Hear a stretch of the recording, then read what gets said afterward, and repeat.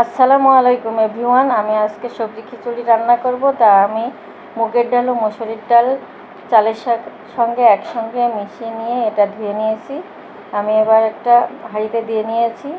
আমি আলু কেটে রেখেছিলাম, সেগুলো দিয়ে নেব। টমেটো, মিষ্টি কুমড়া, বেশ কিছুটা পেঁয়াজ কুচি দিতে হবে।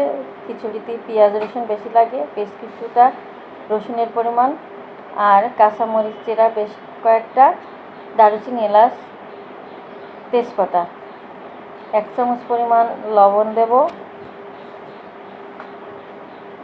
1 চামচ পরিমাণ হলুদের গুঁড়া,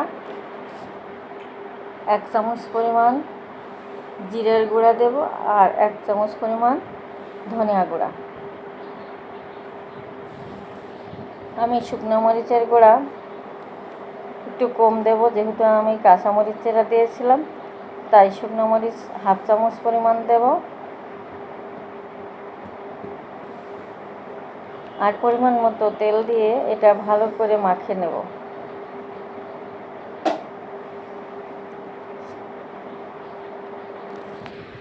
এটা খেতে যে এত মজা লাগে, মাখিয়ে খিচুড়িটা রান্না করলে আপনারা বাসায় অবশ্যই করে খাবেন। খুব ভালো লাগে এই মাখানো খিচুড়িটা, এই সবজি খিচুড়ি।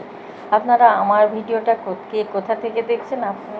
আপনারা যদি ইউটিউব চ্যানেল থেকে দেখেন তাহলে অবশ্যই আমাকে সাবস্ক্রাইব করে দেবেন, আর যদি ফেসবুক থেকে দেখেন তাহলে আমাকে অবশ্যই ফলো করে দেবেন। ফলো দিয়ে পাশেই থাকবেন। তা আমি পানি দিয়ে নিয়েছি পরিমাণ মতো। এবার আমি এটা রান্না করে নেব। তা আমি মাঝে একটু ঢাকনা তুলে এটা একটু নেড়ে নিয়েছি। তা আমার খিচুড়িটা প্রায় হয়ে গেছে। তা আপনাদের কার এভাবে হাতে মাখিয়ে সবজি খিচুড়ি ভালো লাগে অবশ্যই কমেন্টসে জানাবেন। আল্লাহ হাফেজ।